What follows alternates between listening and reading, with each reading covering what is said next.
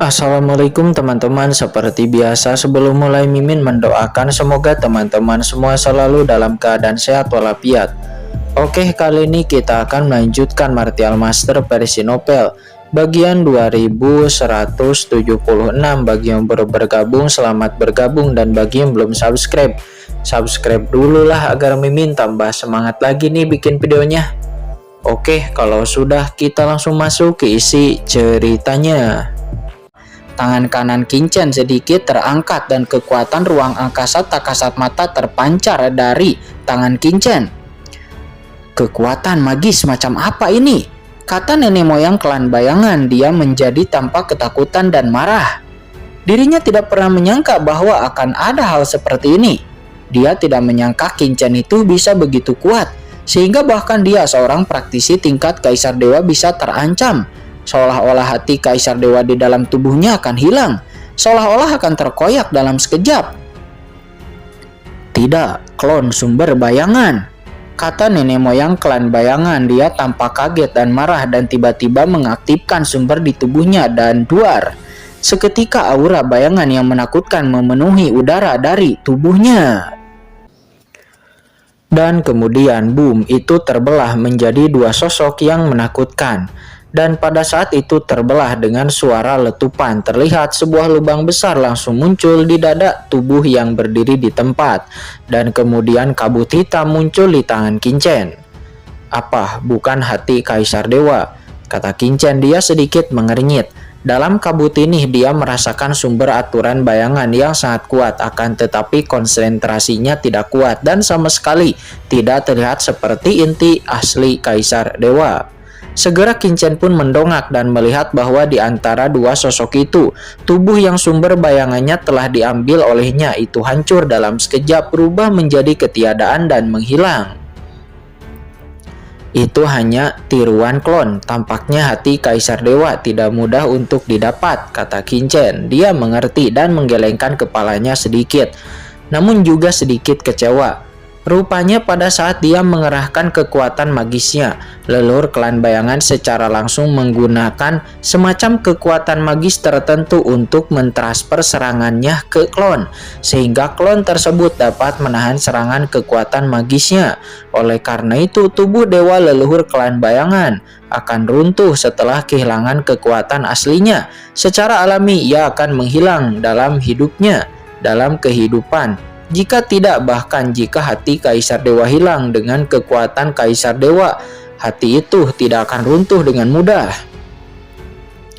Ya, sepertinya masih ada kesenjangan antara kekuatan magis asal spasial saya dan kekuatan sebenarnya dari Kaisar Dewa, kata Kincen. Dia hanya menggelengkan kepalanya sedikit kecewa. Hanya ketika kekuatan spasialku telah sepenuhnya memasuki ranah Kaisar Dewa, bisakah aku mengambil hati seorang Kaisar Dewa dengan satu gerakan, kata Kincen. Dia sedikit frustasi karena dirinya masih terlalu lemah kekuatan magisnya.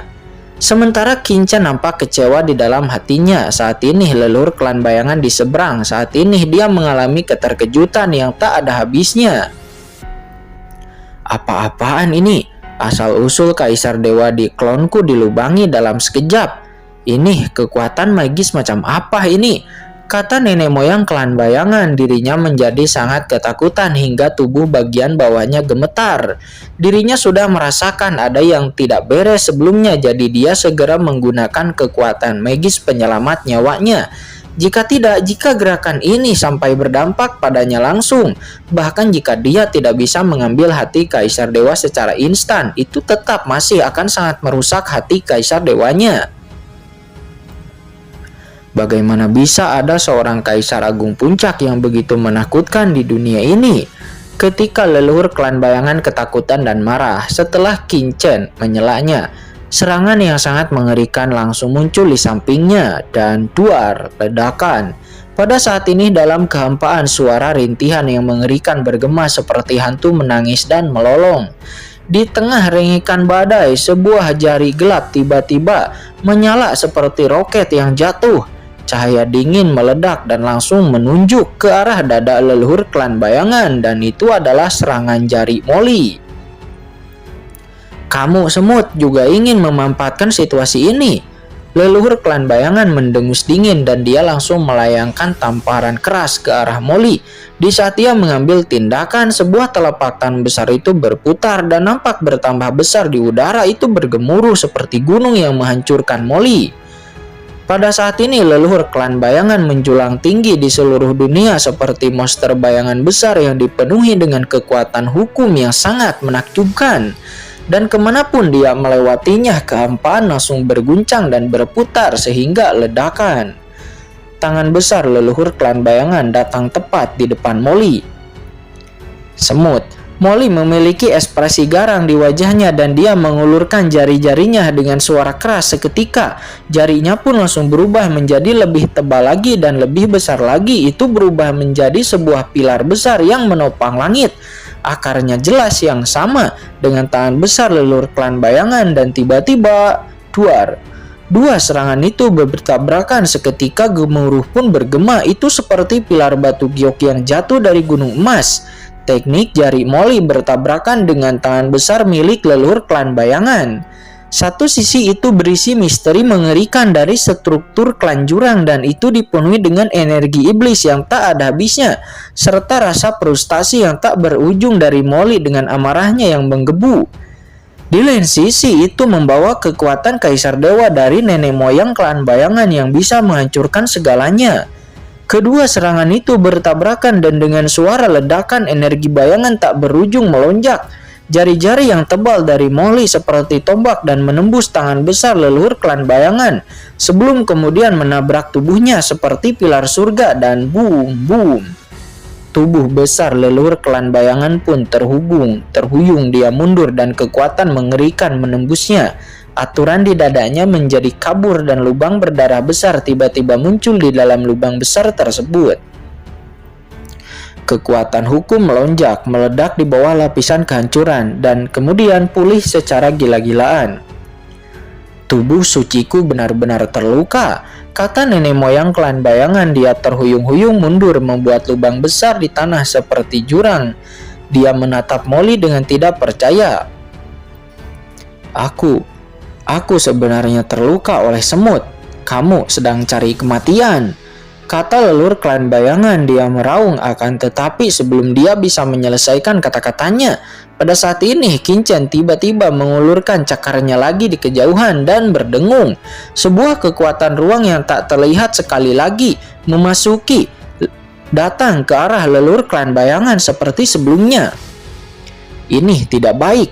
Kulit kepala leluhur klan bayangan menjadi mati rasa dan seluruh tubuhnya terguncang. Dia merasakan sebuah kekuatan yang tak terhindarkan seperti sebelumnya tiba-tiba menyelimuti tubuhnya lagi dan dengan erat ingin menggenggam hati kaisar dewanya lagi.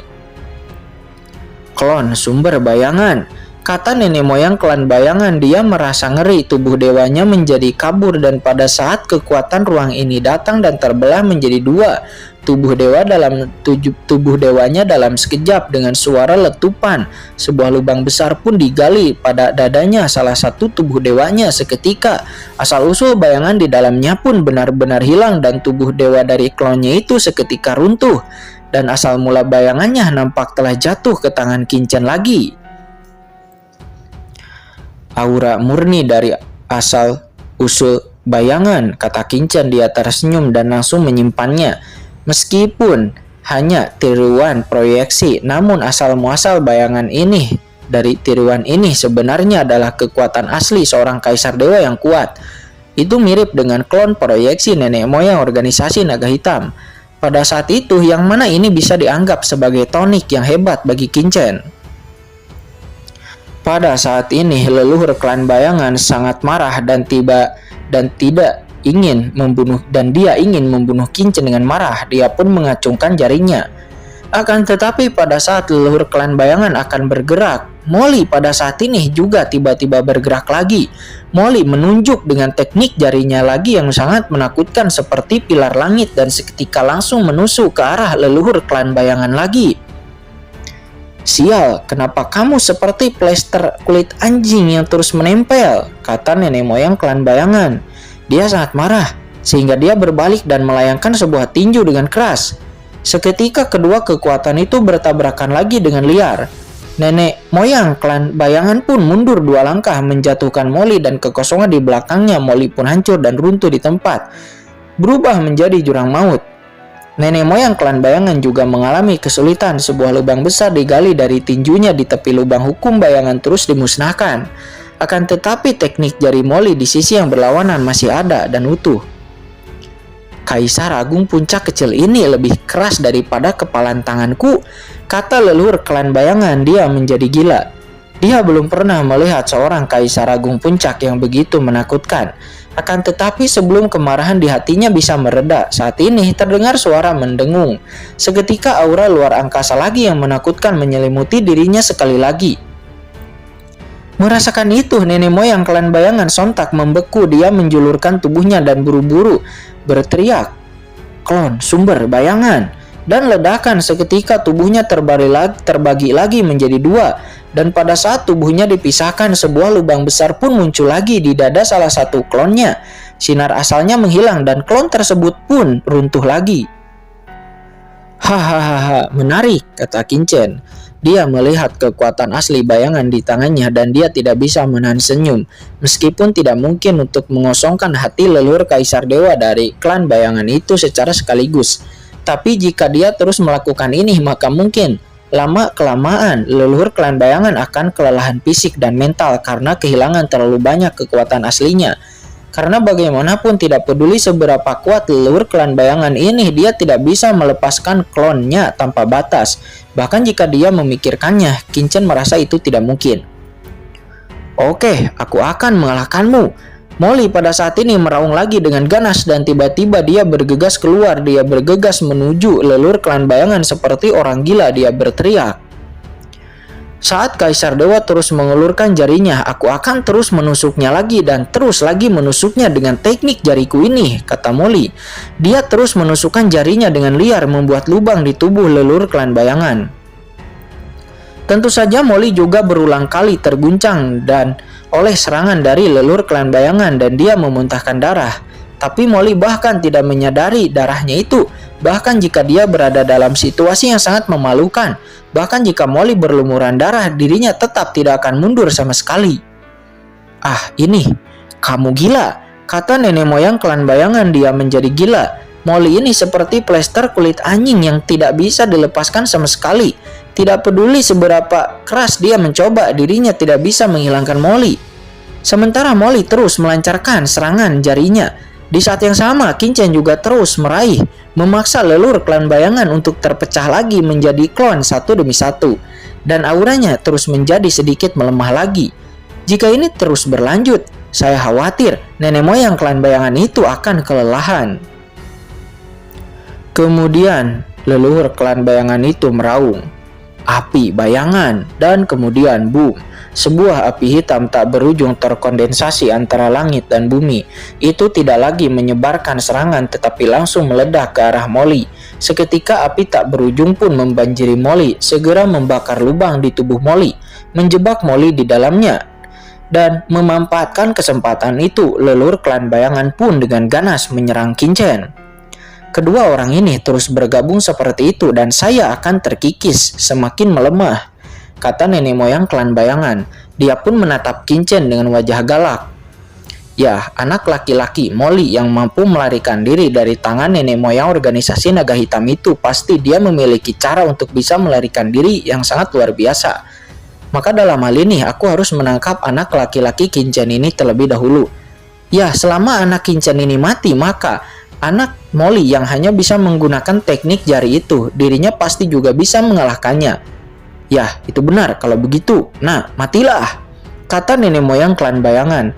Seketika dia mengulurkan tangannya yang besar dan menamparkannya dengan sangat keras ke arah Qingchen. Seketika tangan besarnya itu menerjang ke arah Qingchen. Itu jatuh seperti langit yang runtuh dan ledakan. Semua materi di langit dan bumi yang luas dimusnahkan dan kehampaan bergetar seperti air mendidih. Bebatuan, tanah, dan kayu di sekitar, sebagian energi dari langit dan bumi dimusnahkan dan dibakar, dihancurkan.